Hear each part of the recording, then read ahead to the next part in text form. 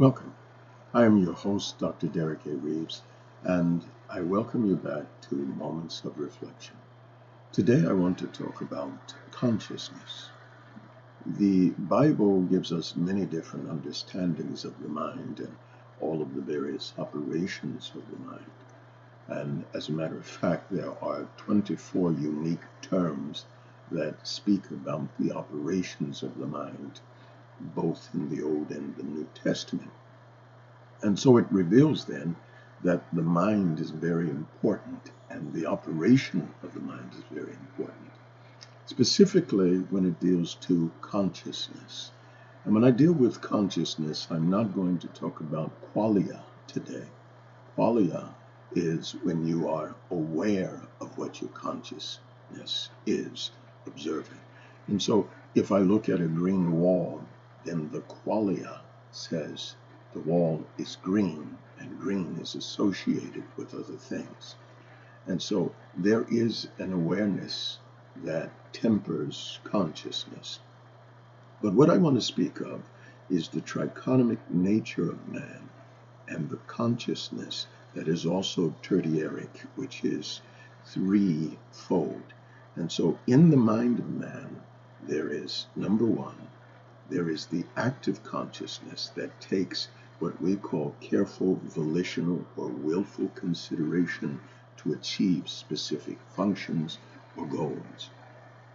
When I write a letter, or if I type out a text or an email, I have to actively put together or construct this letter, making sure that it's intelligible, that it is readable, and that it makes sense. And so the active level consciousness, which is the higher perimeters of consciousness that enables us to function in day-to-day society of obtaining and achieving day-to-day functions or goals. The active level of consciousness is actually very small in comparison to the second and the third type of consciousness. There is what we call subconscious, which is just below the active conscious, and then there is unconscious. The unconscious mind is perceived to be anywhere from 85 to 90% of all consciousness. And the numbers vary, the numbers differ because of the different takes and the different experiments and the different perspective of each neurologist or psychologist or person who studies the mind. But it ranges somewhere around there. The active consciousness is considered to be the tip of the iceberg. Then you come down, and so the active conscious may be less than 10%. Then the subconscious may be 20%. And then 80% of all consciousness is the unconscious factor. So when we talk about the active conscious, again, it is the willful or the volitional attempt to understand, to constrive, to operate in some type of functionality to get things done. When we talk about the subconscious aspect of the mind is that conscious just below the active. The subconscious is the remedial mirror that reflects what's going down in the deeper levels of our consciousness.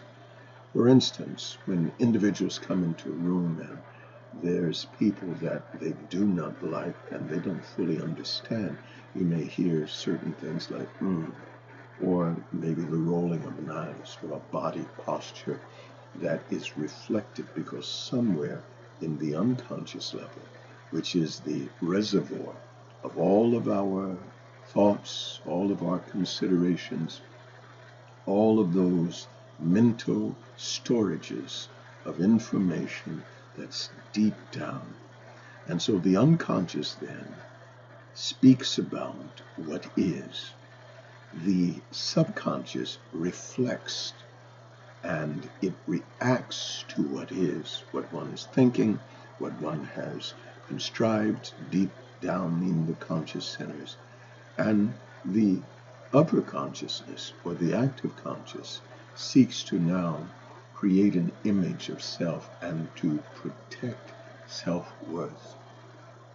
And that's why there are times when individuals, when they purposely do things, because you cannot achieve an action without first being a thought.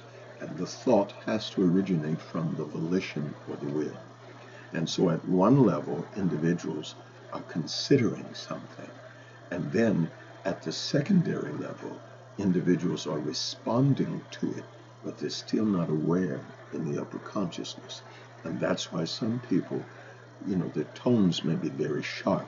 And then you ask them, well, why are you speaking to me in such a tone or in such a manner? And these individuals will say, well, what do you mean? How am I talking? Below the surface, they're thinking something. The subconscious, then, is the responder to the unconscious thought. And the active conscious, again, deals with the day-to-day operations, objectives, seeking to fulfill and seeking to present the personality in such a way that the individual is received, the individual is accepted, and the individual has self-dignity and self-worth. And so when we consider this, then perhaps 80% or more of what we're thinking is in such a state or such a place where our active minds can't discern it, our active minds are not aware of it, but yet we are subconsciously performing at another level those things that are driving us. Scripture says, out of the abundance of the heart, the mouth speaketh. And so what we see here is that all of the things that are deep down in our unconscious, we subconsciously will speak them, whether we are aware of them or not. In eschatology, we examine behavior based upon the essence of man, because man is body, soul, and spirit. Then his behavior is something that is caused by a collective system. He doesn't just behave simply because there are thoughts in his mind. Sometimes those thoughts are generated by abnormalities of the brain lesions, brain damage, or disease, something that has detached the mechanisms where the brain and the mind operate together.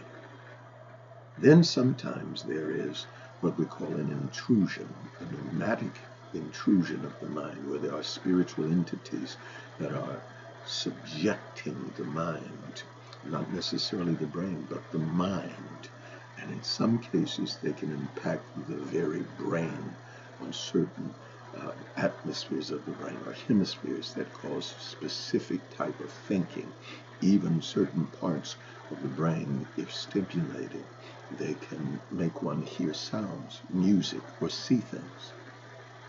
And so over 80% of what is in our hearts is the abundance. And so what happens, because it gets so full, the subconscious subconsciously reveals what's going on. The active level sometimes is not aware of what's happening, because remember, by the very terms, active conscious, subconscious, means it is below the active ability to discern it. Unconscious means it is so buried deep that the active consciousness is not aware of it. And yet, it is our mind, and we are consistently aware on all of those three levels as to what we're doing. And so one of the fundamental things in examining the self, you have to be truthful with what you're really thinking, what you're really feeling, what you're really responding to, and what you're really willing to accept that's going on inside of you. I thank you for joining me. Again, I am your host, Dr. Derek A. Reeves, and this has been Moments of Reflection. God bless you.